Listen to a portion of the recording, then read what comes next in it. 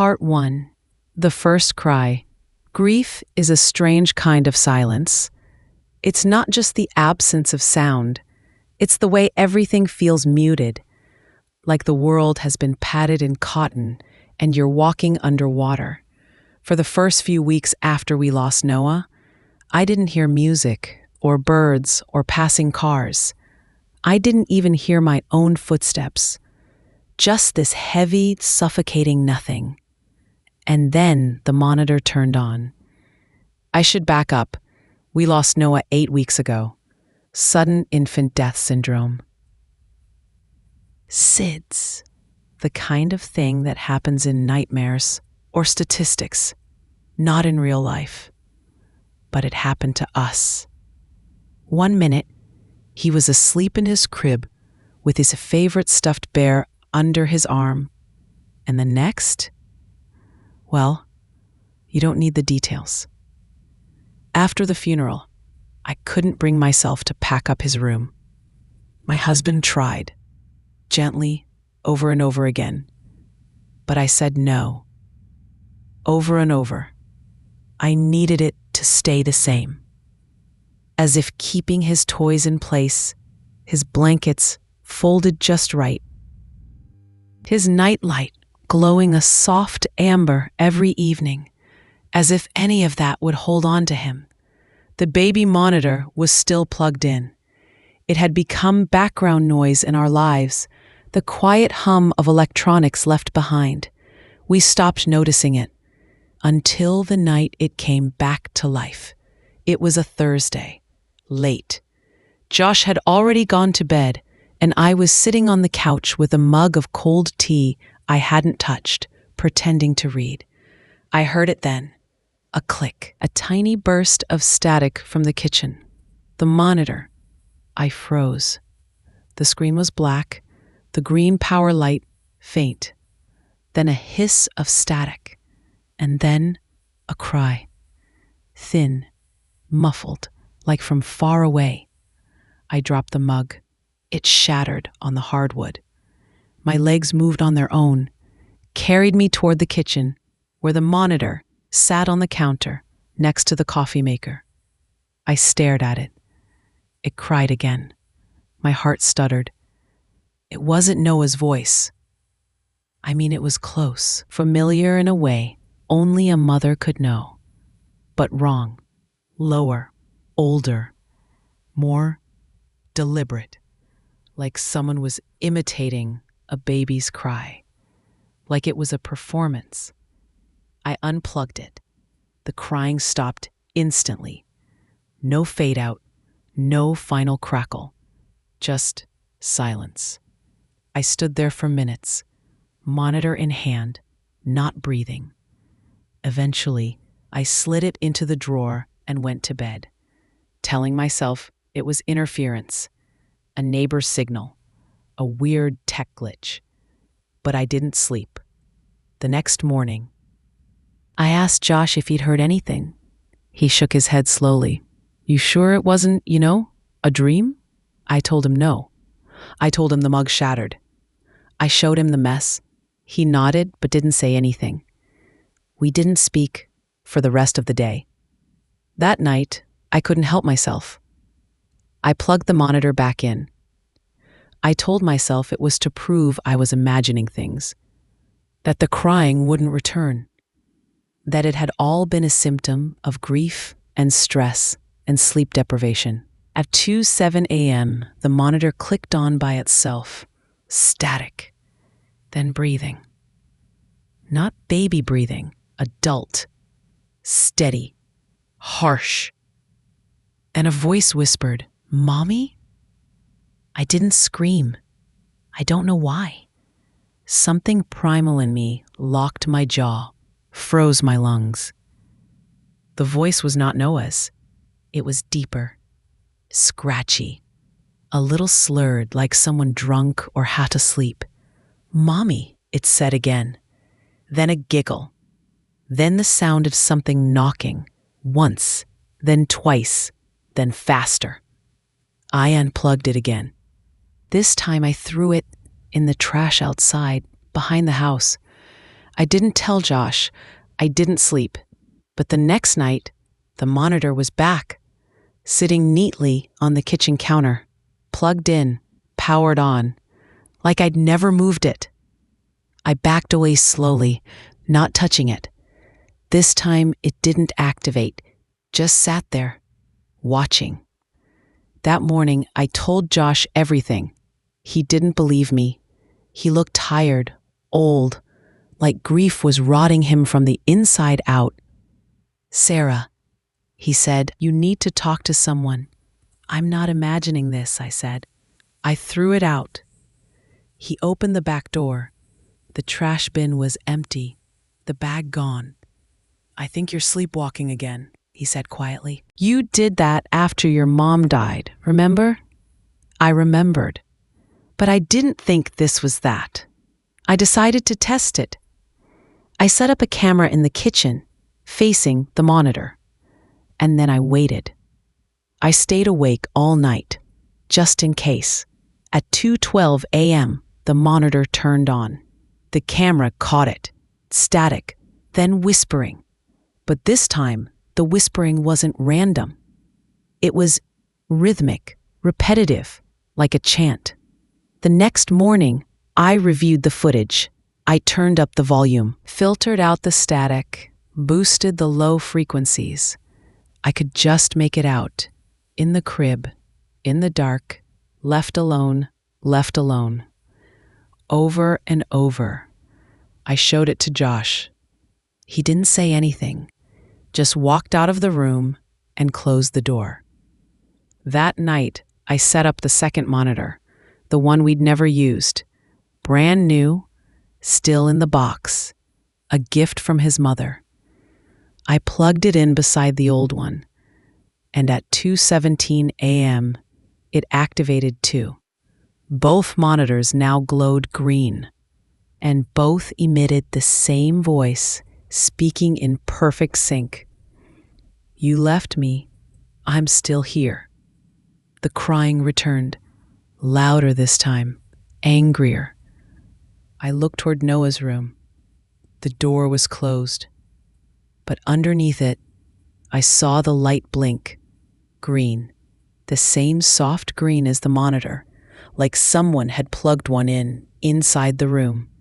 But I hadn't. I hadn't stepped foot in there in weeks. I'm not sure what terrifies me more, that something is speaking through the monitor, or that it might not be him. It might never have been. And I think tonight I'm going to open the door. Part 2. Not his voice. I opened the door. Noah's room was exactly as I left it.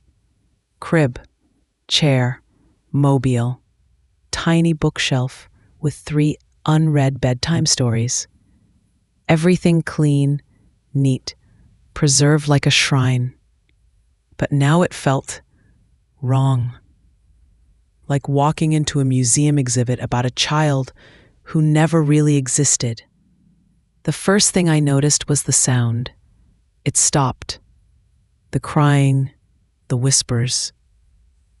Everything went dead silent the moment my hand touched the doorknob.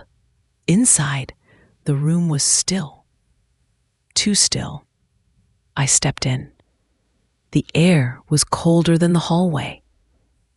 I felt it immediately. The drop in temperature, the dryness, the sense of something breathing where nothing should. I looked at the crib, empty. I looked at the baby monitor, also empty.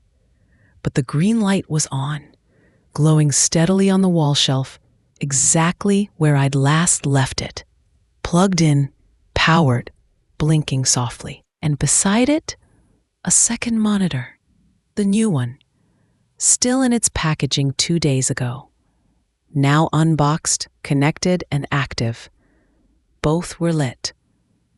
I walked over to them, slowly, like approaching something that might jump. I reached out and unplugged the new one first. Its light faded, then the old one. As I did, a voice whispered from behind me, Mommy. I turned so fast I nearly slipped. No one was there, but the closet door, which had been closed since before the funeral, was now cracked open, just an inch. A thin strip of darkness, deeper than the room around it.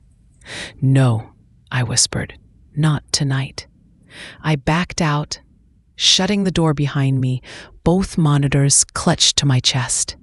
Downstairs, I put them in the basement, wrapped them in towels, taped the box shut, buried it behind 2 boxes of old Christmas decorations and a bin of baby clothes I still couldn't give away. I locked the basement door. That night, I slept for the first time in days. No sounds, no voices, just sleep. Until 3:33 a.m., when I woke up gasping. My throat was dry, my heart pounding, and the baby monitor was on my nightstand, powered on, green light glowing. I screamed. Josh leapt out of bed, blinking hard. "What the hell?" I pointed. Couldn't form words. He looked at the monitor, then at me. "You brought it back up?" I shook my head. "No, I didn't." He didn't argue, didn't accuse, just unplugged it, carried it to the kitchen, and dropped it in the trash with a loud thud. We didn't sleep after that. At sunrise, Josh brewed coffee while I sat on the couch, arms wrapped around my knees like a child. "You need to talk to someone," he said. "I'm not crazy." "I didn't say you were. You think I'm imagining it." "I think you're grieving," he said carefully. "And I think grief can sound like voices sometimes. It can feel like cold air. It can make you see." "No," I said. "This is different." He didn't argue again. But that afternoon, he left. Said he needed air. Said he'd be back in the evening. He didn't kiss me goodbye. I waited. The sun fell. The house darkened. He didn't return. At 8:02 p.m., the monitor turned on again, but I hadn't plugged anything in. This time, it wasn't on the nightstand. It was in Noah's room. The sound was different. Not crying, not whispering, not chanting. Talking. Clear, low, male. I crept to the hallway, stood outside Noah's door, listened. The voice was repeating the same phrase over and over again. "Where's Daddy?" Chill ran up my spine. "Where's Daddy? Where's Daddy?" Each repetition grew sharper, more demanding, like a child on the edge of a tantrum, or an animal that had learned to mimic. I opened the door. Nothing was inside, except the monitor, and beside it, the closet door, now fully open, empty as far as I could see. I stepped inside, held my breath, reached for the monitor to unplug it. As I did, the voice changed, deepened. "You shouldn't have come in here." I dropped the monitor. It hit the carpet with a soft thump. The voice didn't stop. "You shouldn't have come in here." It sounded amused. I backed out of the closet, shut the door, left the room without unplugging anything. That night, I tried to sleep on the couch. I checked my phone every 10 minutes. Josh still hadn't answered. No messages, no location, nothing. At midnight, I heard movement upstairs. Not steps, dragging. Like someone pulling something heavy across the carpet. And then, giggling, childlike, high-pitched but strained. Like lungs that hadn't breathed in months were trying again. I called Josh, straight to voicemail. I called again. No answer. I nearly called the police. But what would I say? That my dead son's room was playing voices through a baby monitor? That someone or something had come out of his closet? Instead, I sat on the floor in the hallway and watched the door to Noah's room. I watched it until my legs went numb, until morning came, until the light broke across the floorboards, and the door opened by itself. No noise, just a slow, steady push inward. Inside, the crib was overturned. The monitors were gone. The closet was closed again. And on the wall, scrawled in something that looked like crayon, were 4 words. He doesn't like waiting. I left the house, took nothing with me, just keys, just fear, and the feeling that something is getting closer. Not a ghost, not Noah, something else. Something that used his room to get in. And now it wants more. I left the house, took nothing with me, just keys, just fear, and the feeling that something is getting closer. Not a ghost, not Noah. It wants to know where Daddy is, and I think it already does. Part 3, The Toy That Moved. I didn't sleep the night after the writing appeared on the wall. I didn't go back in the room. I didn't call Josh again. I didn't even pack. I just drove, out of town, away from the house. No destination, just distance. But you can't drive far enough to escape a voice you've already heard in your own bones. By sunrise, I was parked in the lot of a motel that reeked of mildew and coffee filters. I paid cash for the room, didn't give a name. The clerk didn't ask for one. The room was small. 1 window, 1 bed, 1 mirror. I turned it to face the wall. I sat there until noon, staring at the TV without turning it on. By late afternoon, I got a text from Josh. 1 word. Okay. That was it. No explanation, no punctuation, just that.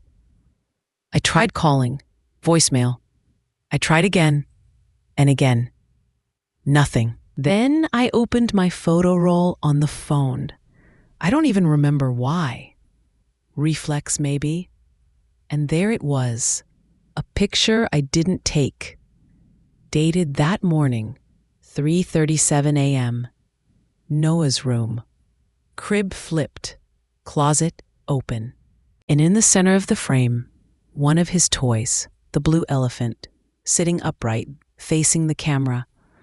Its stitched smile was wide, too wide. I don't remember it ever being that stretched. The fabric along its mouth looked cold. I zoomed in. One of its button eyes was missing. I felt sick. I deleted the photo. Immediately, a second one popped up. Same image, only this time, the elephant was closer, still facing the camera.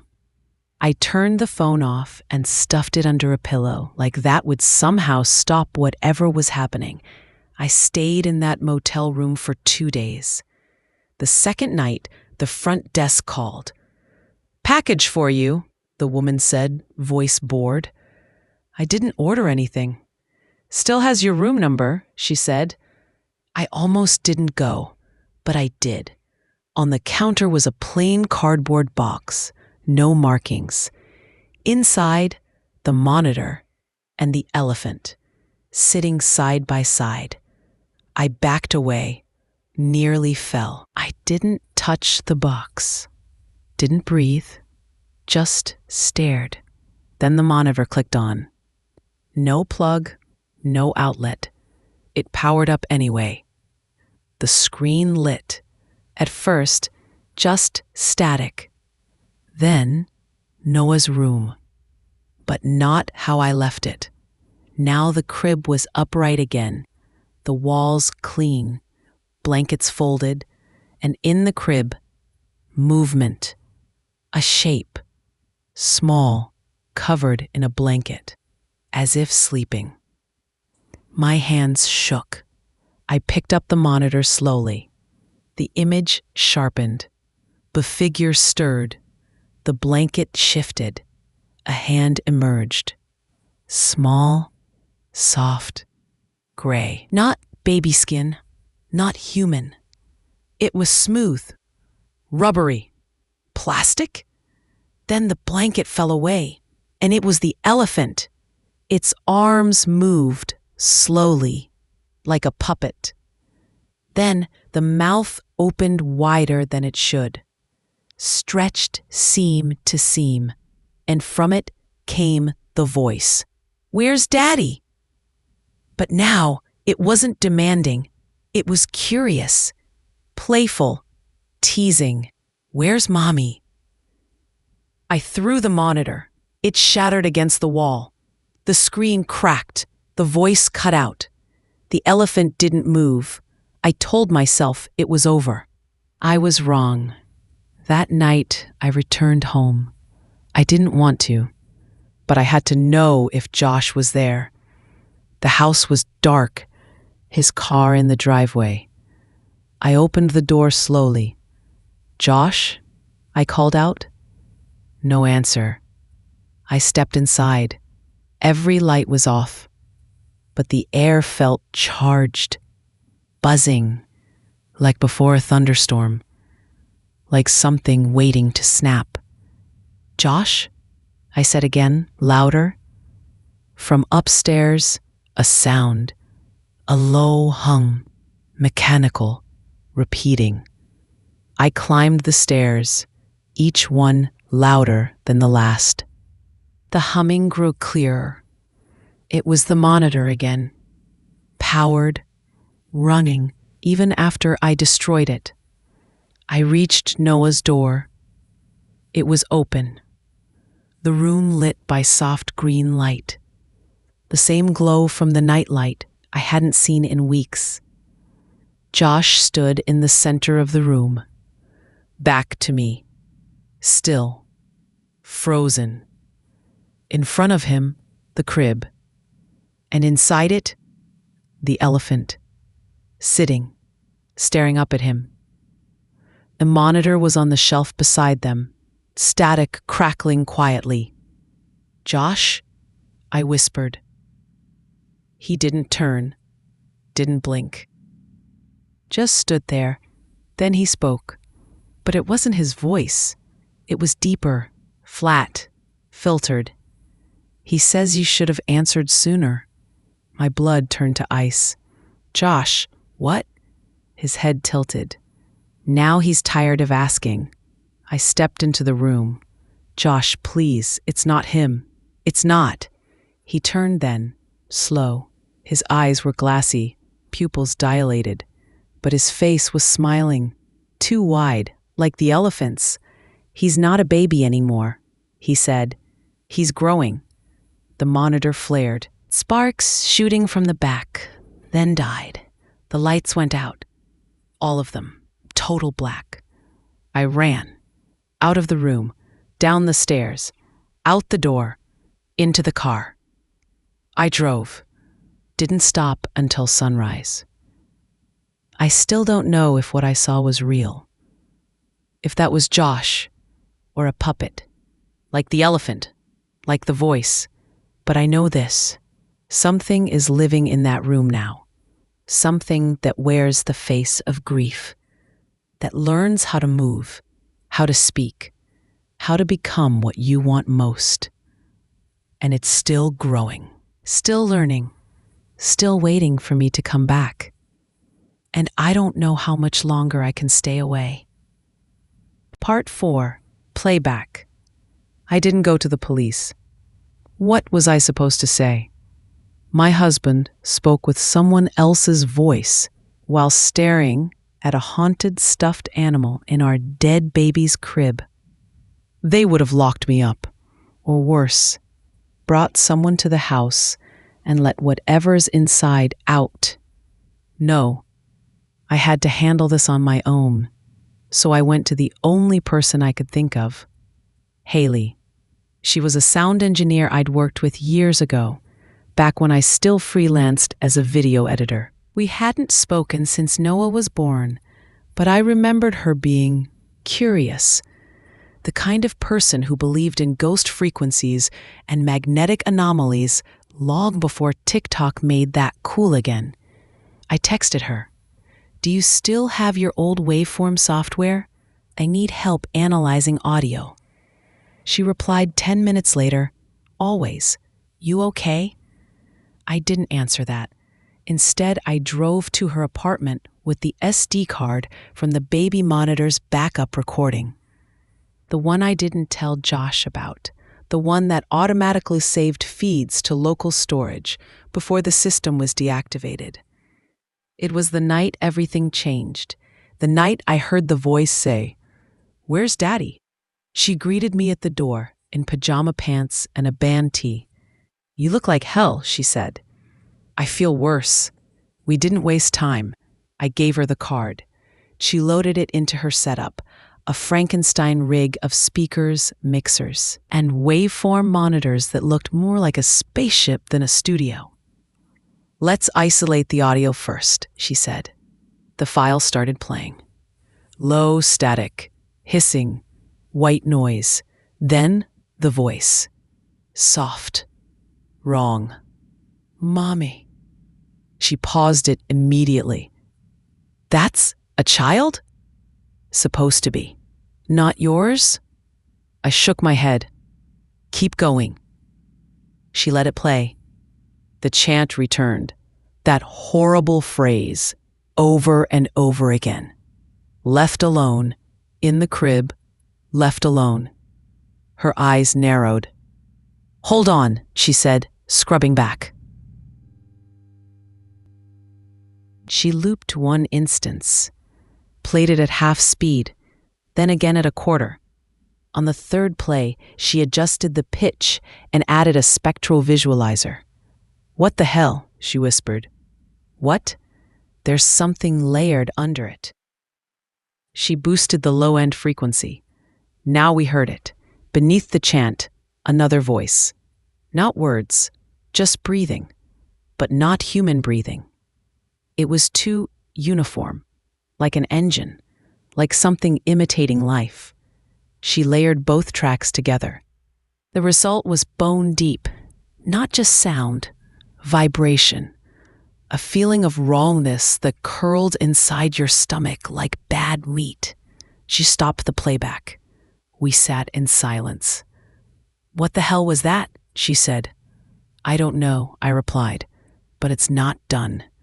I showed her the picture, the elephant, the eye missing, the stretched mouth. She leaned in. "That thing's not a toy anymore." "I don't think it ever was." She looked at me, not like I was crazy, but like she'd seen this before. "Not exactly, but close. I did a job a few years ago," she said slowly. Audio cleanup on a documentary. Haunted orphanage in Tennessee. They gave me these tapes from the 60s. Reel-to-reel stuff, lots of noise. But underneath, she trailed off. "What?" I asked, urging her on. She met my eyes. There was a voice, like that, low, curious. I thought it was some artifact, but then it started showing up in other files, from other places. Same frequency band, same cadence. "What did it say?" I asked, my curiosity piqued. She swallowed. "It didn't say anything back then. It just laughed." I shivered. She stood, disappeared into her back closet, rummaged around for a minute, then came back with a small portable recorder. "This was the cleaned version," she said. "Never released. The producers buried the doc. Too weird." She played it, hissing, then a child's voice, faint, echoey. "Are you my mommy?" I flinched. It was nearly identical, but older, like the same thing asking the same question again and again, through different mouths.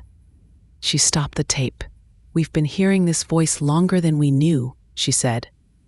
I nodded. "I think it's been learning." She didn't argue. Instead, she copied the audio into a USB and handed it to me. "Take this to someone who knows signal patterns. This isn't random, it's coded." Coded how? Like instructions, like it's programming something. I didn't sleep that night. Instead, I drove back to the house. I had to know if Josh was still there, if it had replaced him. The windows were dark. I stepped inside. Silent. The smell hit me first. Sweet. Rotted, like syrup and mildew. I crept up the stairs. Every step louder than I remembered. The hallway was cold. Noah's door was open. I stepped inside. The room was clean again. Pristine. Crib perfect. Toys lined up. The elephant in the center of the bed, upright, smiling. And beside it, Josh, sitting in the rocking chair, staring. "Josh," I whispered. He didn't move. "Josh, please." His eyes were open, too wide. He turned slowly, smiled. His mouth looked stretched, the skin at the corners pulled tight. He said nothing, just reached down and picked up the monitor. It was off, but then it crackled to life in his hand. He held it out to me and pressed play. My voice came out, crying. Not Noah's, mine, from that night, the night I found him. Over and over, the scream, the sob, looped. Josh just watched me, expressionless. Then the elephant turned, on its own, faced me, and whispered, "You remember now." I ran, again, because that's all I know how to do now. Run, replay, remember. But this time, the memory they played wasn't just to scare me. It was to trap me, to hook into my guilt, to recreate what I'd lost, just wrong enough that I couldn't look away. They don't want to haunt me. They want to use me. And the more I listen, the more I feel something waking up in my own voice, a whisper that's not mine, but getting closer and closer. And tonight, I think it's going to answer back. Part 5, the second room. I didn't go home again. I didn't even go to a motel this time. I drove until I saw a billboard advertising a 24-hour church shelter, 3 towns over. I pulled in around 4 a.m., told the woman at the front desk that I'd left an abusive home. Not a lie, just not the whole truth. And they gave me a cot in the back of a quiet, windowless room. No mirrors, no outlets, no monitors. I slept for 6 straight hours. That was a luxury now. When I woke up, I checked my phone. No new texts, no missed calls. Josh's okay was still the last thing he'd sent. I almost threw the phone out the window. Instead, I turned it off and asked the staff if I could help sweep. Something about the rhythm calmed me, made me feel like a human again. Something other than a vessel for guilt and glitching voices. But peace doesn't last long when something wants to be found. That evening, I borrowed a shelter laptop to check my email. I had one new message. No sender, no subject, just a video file titled secondroom.mp4. I stared at it for a long time. Then, with trembling hands, I clicked play. The footage was black and white, time-stamped from 2 days ago. It looked like security cam footage. Fixed angle, high corner of a room. At first, it didn't make sense. It wasn't Noah's room. This one was larger, older, with peeling floral wallpaper and a ceiling fan that turned unevenly. Then I saw it. The elephant. Same one, upright, facing the crib. A crib that wasn't ours. Different shape. Metal bars instead of wood. Rusted. And in the crib, movement. Slow. Mechanical. Like a wind-up toy that had been rewound after years in storage. A hand reached up, but it wasn't a child's hand. It was gloved, padded, like a stuffed animal trying to move. Then the elephant's head turned, again by itself, and looked directly into the camera. The feed cut to static. I played it again. Same thing. But on the second viewing, I noticed something new. A mirror in the background, propped in the corner. At first, it just reflected the room. Then halfway through the video, a shape appeared in the reflection. Tall, thin. Not visible in the room itself, only in the mirror, watching. The file ended.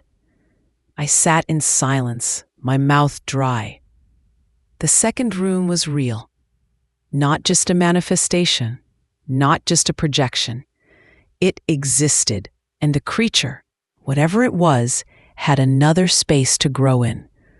Or worse, it had always had one. I asked the shelter staff if I could make a call.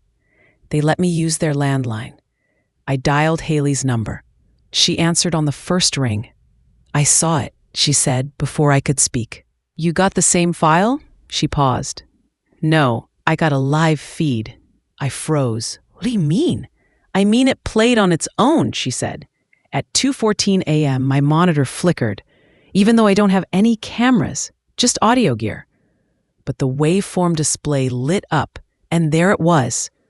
The second room, not a file, a stream. My mouth went dry. Is it still active? No, she said. It stopped when I tried to record it. Like it knew. Of course it knew. This wasn't about haunting anymore. This was surveillance, replication, infection. What do we do? I asked. She was quiet for a long time, then said, we trace it. Trace it to what? To the broadcast origin. You think this is radio? Not traditional, she said, but it's broadcasting something. EM spectrum, low band, could be parasitic code piggybacking on static. It's not just using our memories, it's sending them. Building something on the other side. The other side of what? The feed. We met the next day in a university library. Haley brought a Faraday cage she'd built herself and an old analog oscilloscope. Digital won't catch this, she said, too smart. She took the USB from the previous session and ran it through a signal converter. For a while, it was just noise. Then a pattern, 3 tones, then a pause, then 3 again, repeating. She ran it through a decryption algorithm meant for Cold War spy transmissions. What came out was chilling. Text, in simple English. Mirror room stable. Seed container viable. Second host ready. I sat back in my chair. Host? She nodded. It's using the room, the toy, the monitor. All of it is staging ground. For what? I think it's trying to cross over. I didn't speak. Couldn't. The word host echoed in my head. Josh. The way he smiled. The voice. The stretching skin. He was the container now. But the second room meant there was another. Another person. Another family. Another loss. I knew what I had to do. I had to find the room. I paused the video again, zoomed into the reflection in the mirror. There, In the bottom right corner was a cereal plate, half rusted, barely legible. I enhanced, squinted. 2 words emerged: Linden Residence. I searched it. 3 addresses popped up in state. Only one had a history: a child's death, 9 months ago. SIDS. Same pattern, same age, same profile. I drove there. Didn't call ahead, didn't plan. I just showed up. The house was small, quiet, curtains drawn. I knocked. A woman answered. Pale, hollow eyes. She looked at me like she already knew why I was there. You've heard it too, she whispered. I nodded. I got the file. Her hands trembled. He comes back at night, she said. But it's not him. He's taller now. His hands are wrong.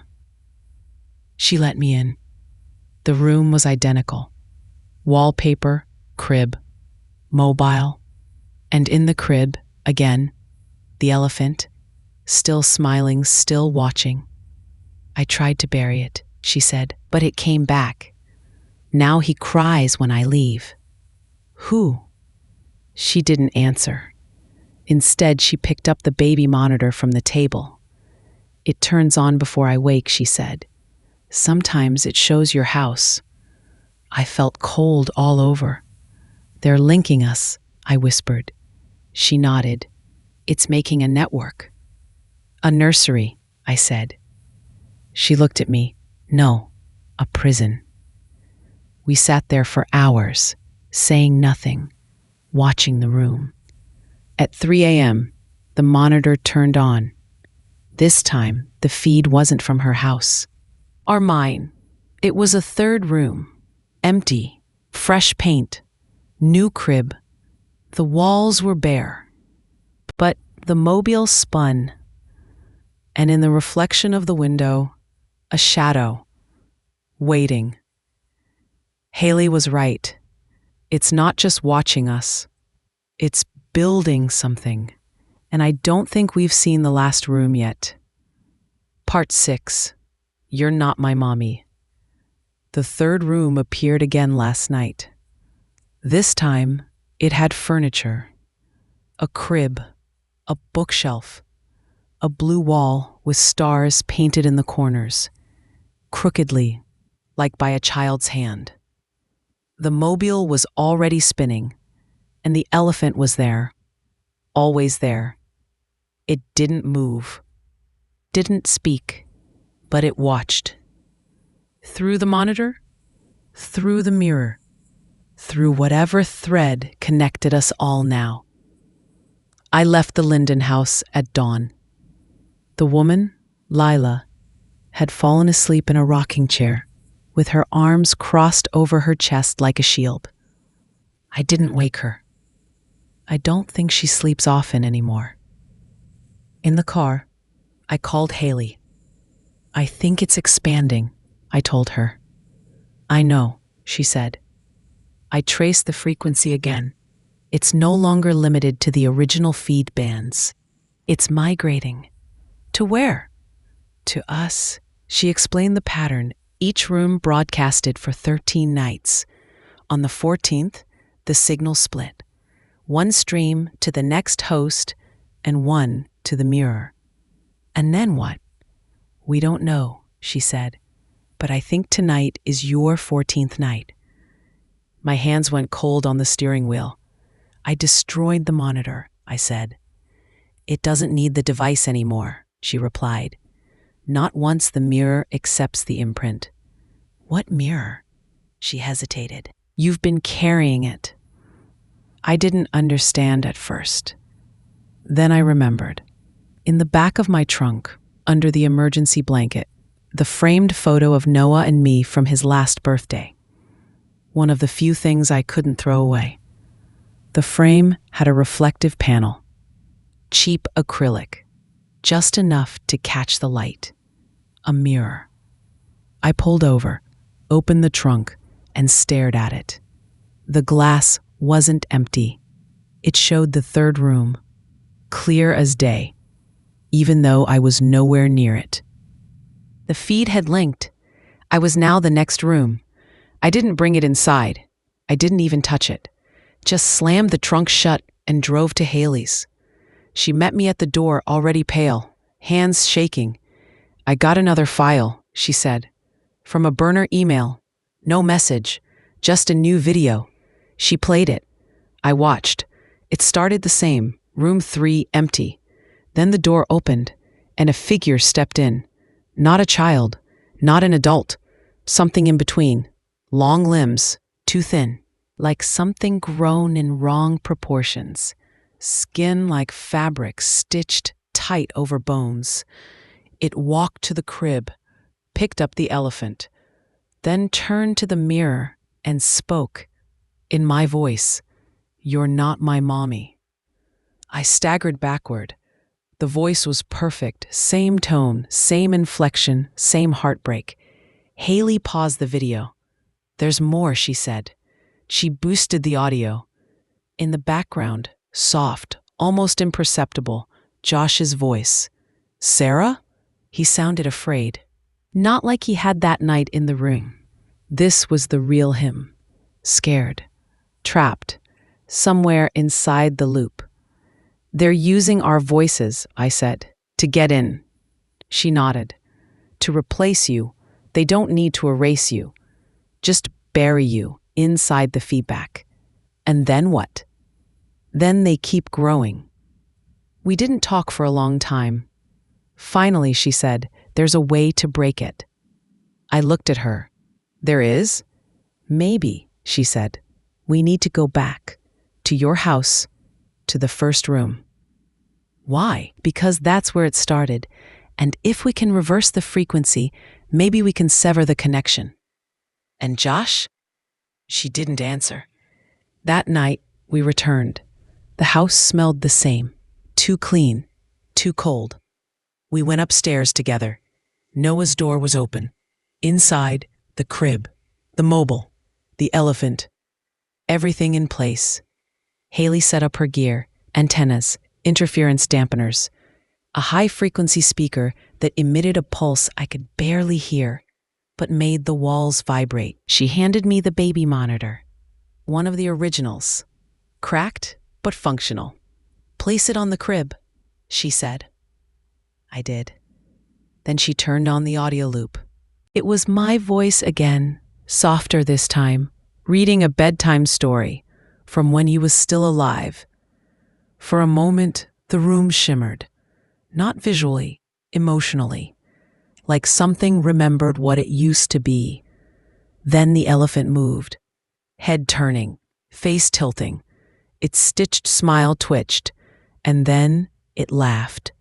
Low, hollow. Haley shouted, "Now!" I pressed the button. The monitor beeped. The room went dark. Everything froze. Then a light bloomed in the mirror. Not a reflection. A door. Inside it, the second room. And standing at the threshold, Josh. His face pale. Eyes wide. "Sarah?" he said. I reached out, touched the mirror, and everything collapsed.